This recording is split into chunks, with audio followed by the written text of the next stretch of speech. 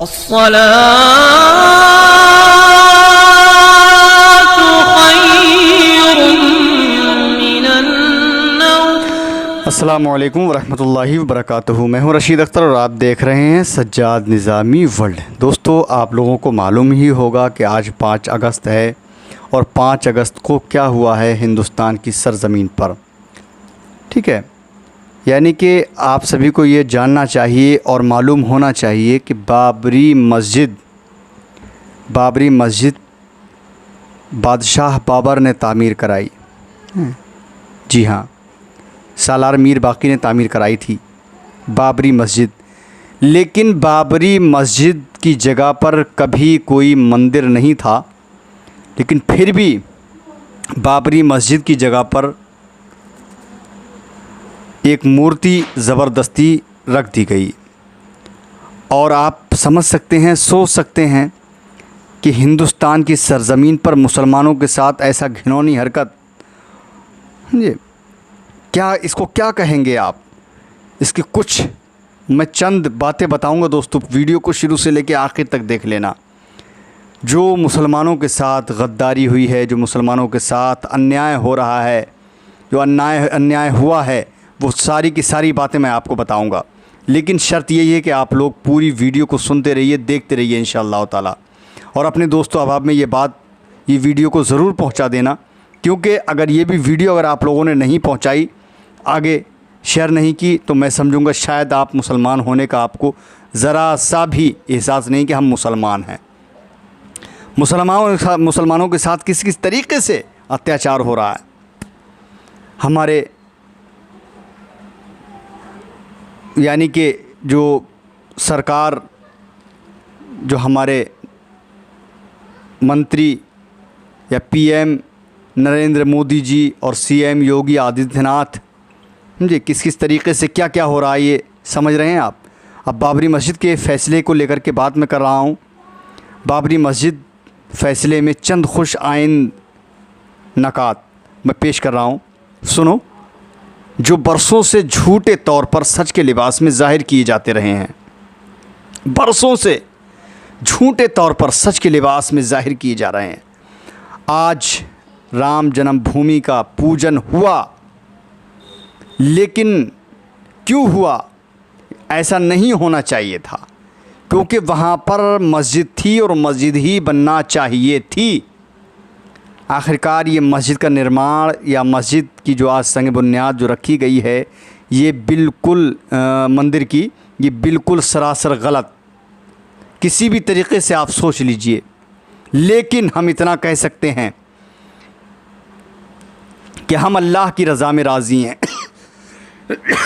लेकिन जिस वक्त अल्लाह रब्बुल इज़्ज़त का कहर नाजिल होगा ना, तो कोई भी इंसान जो गलत करने वाला है वो बच नहीं सकता है।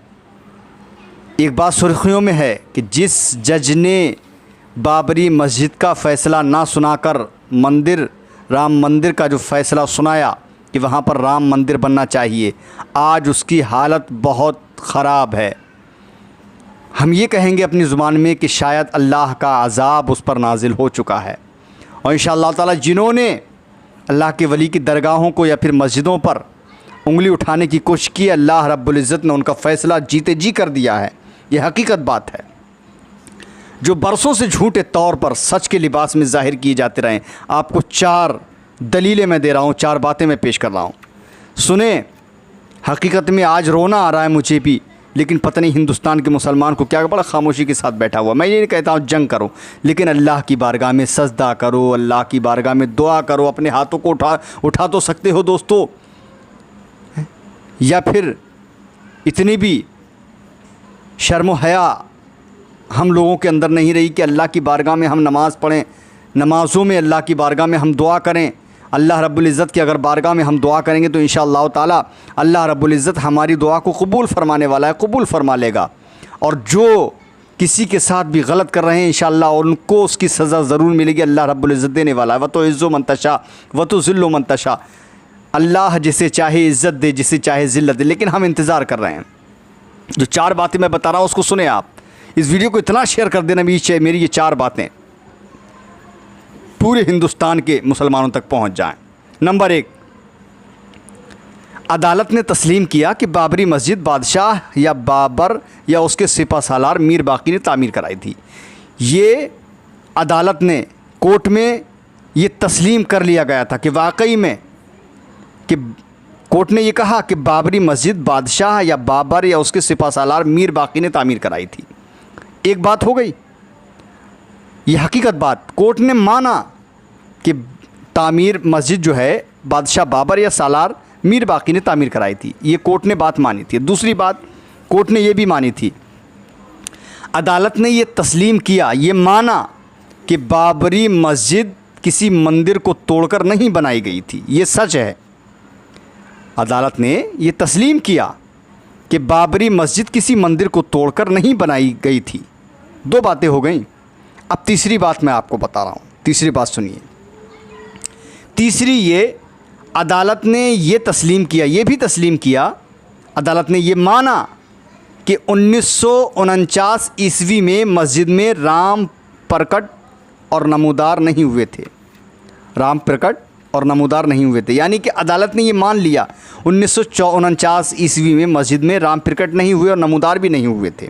ये हकीकत बात है जी हाँ, बल्कि ज़बरदस्ती उनकी मूर्ति रखी गई थी जो कि जमहूरी उसूलों के ख़िलाफ़ था। अदालत ने ये माना कि राम प्रकट और नमूदार नहीं हुए थे मस्जिद के अंदर, लेकिन ज़बरदस्ती उनकी मूर्ति रखी गई थी जो कि जमहूरी और उसूलों के ख़िलाफ़ था।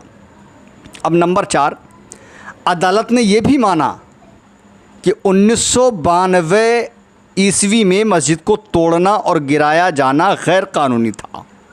ये अदालत ने इन चारों बातों को माना है, तस्लीम किया है, लेकिन फिर भी उस अदालत सुप्रीम कोर्ट के जज ने ये फ़ैसला क्यों दिया कि वहाँ पर राम मंदिर का निर्माण किया जाएगा, और ये फ़ैसला जो है राम मंदिर के हक़ में किया जा रहा है। आखिरकार इसकी वजह क्या थी, इसके राज क्या था? हम राज को नहीं जान सकते और राज को हम जानना भी नहीं चाहते, लेकिन हम सिर्फ़ और सिर्फ इतना कर सकते हैं जो अल्लाह ने हमें ताकत दी है, दिमाग दिया है, अक्ल दी है, हम अपनी अक्ल का अच्छी तरीके से इस्तेमाल करके और सिर्फ़ अल्लाह की बारगाह में सजदा रेज़ होकर के सिर्फ़ और सिर्फ अल्लाह की इबादत करके और उसके बारगाह में हम अपने हाथों को उठाकर दुआ तो कर सकते हैं, या फिर इतनी भी गैरत हमारे अंदर नहीं रही है। दोस्तों, अभी भी वक्त है। अगर इसी तरीके से, मैं नहीं कहता हूँ कि किसी से झगड़ा किया जाए, समझे, और करना भी मत। झगड़ा हमारा और आपका काम नहीं है। सिर्फ़ और सिर्फ अल्लाह की बारगाह में सजदा रेज़ होकर अल्लाह की बारगाह में दुआ करो। इंशाअल्लाह ताला कल वो जो आने वाला कल है वो दूर नहीं है जिस वक्त अल्लाह रब्बुल इज़्ज़त का अज़ाब नाजिल होगा, और जो आज उसके नेक बंदों पर जुल्म व सितम हो रहा है, जहाँ जहाँ जुल्म व सितम कर रहे हैं, ये कुफ्र के जो जुल्म व सितम कुफ्र जो हम पर ढा रहा है, इंशाअल्लाह आने वाले वक्त में आप ख़ुद देखेंगे कि अल्लाह रब्बुल इज़्ज़त ख़ुद इन पर कहर नाजिल फरमाएगा। आमीन या सुम्मा आमीन या रब्बल आलमीन। बस मैं तो इतना कहता हूँ, क्या क्या कहूँ दोस्तों। आज 5 अगस्त थी, वैसे तो कोरोना है, ये बीमारी है, इकट्ठे ना हो, मस्जिदों में ईद की नमाज़ ना हो, हैं मस्जिदों में नमाज़ पढ़ रहे हैं तो एतराज़ हो रहा है। ईद की नमाज़ के लिए पब्लिक इकट्ठी हो रही है तो नमाज़ हो रहा है, मतलब एतराज़ हो रहा है।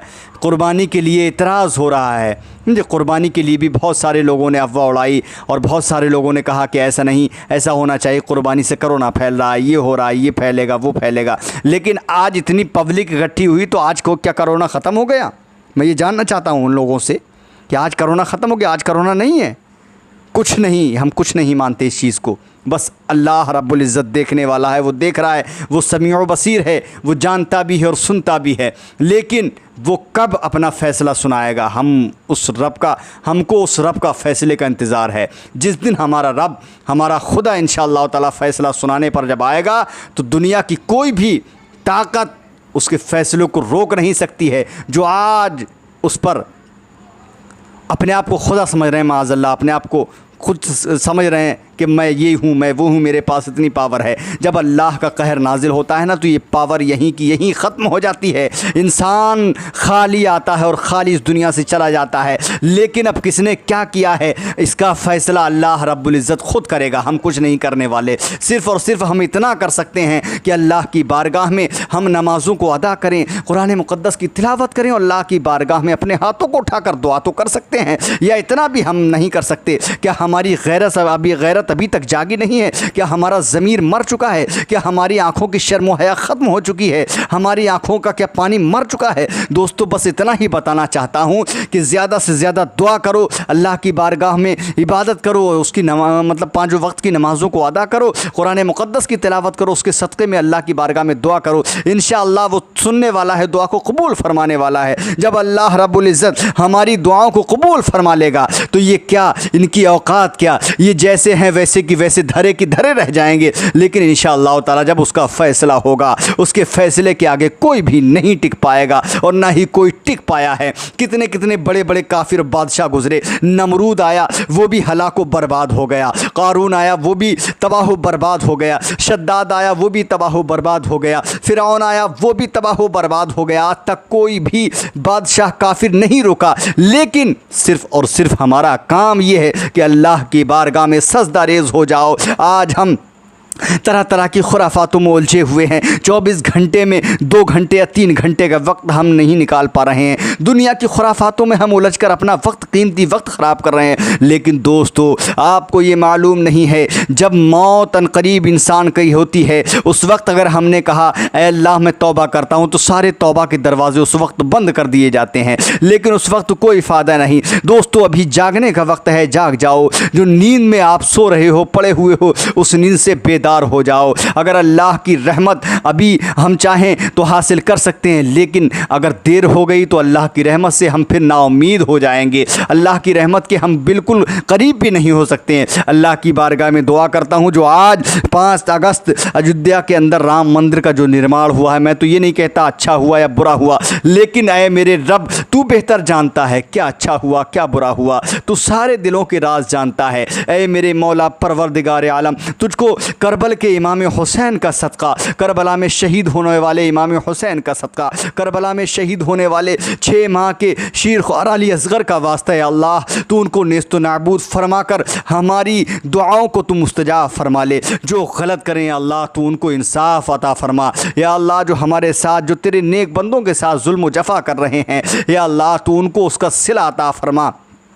जहाँ जहाँ तेरे बंदों पर जुल्म हो रहा है, तेरी घर की बेहुरमती हो रही है, या अल्लाह तू उनको ऐसा अजाब में गिरफ़्तार कर दे ताकि वो भी याद करें कि वाकई में उस रब के घर को बर्बाद करने की मतलब सज़ा क्या होती है। दोस्तों बस इतना ही कहूँगा, बाकी मेरे अंदर कोई भी क़ुव्वत और ताकत नहीं है कि मैं इस टॉपिक पर और बात करूँ। बस मैं आज क्या बताऊँ, आज पूरा हिंदुस्तान लरज़ रहा, पूरे हिंदुस्तान के मुसलमान आज रो रहे हैं, लरज़ रहे हैं। दोस्तों मेरी इस वीडियो को जितना हो सके शेयर कर देना। अगर ज़रा सी भी गैरत जिंदा है ना तो ये 4 बातें जो मैंने आपको बताई हैं कि अदालत ने किस किस बात को माना, फिर भी राम मंदिर के हक़ में फ़ैसला सुना दिया। इंशाअल्लाह अगली वीडियो में मैं आपसे मिलूँगा। तब तक के लिए अल्लाह हाफ़िज़, दुआ खैर में याद फरमाए। अस्सलामु अलैकुम व रहमतुल्लाहि व बरकातुहू।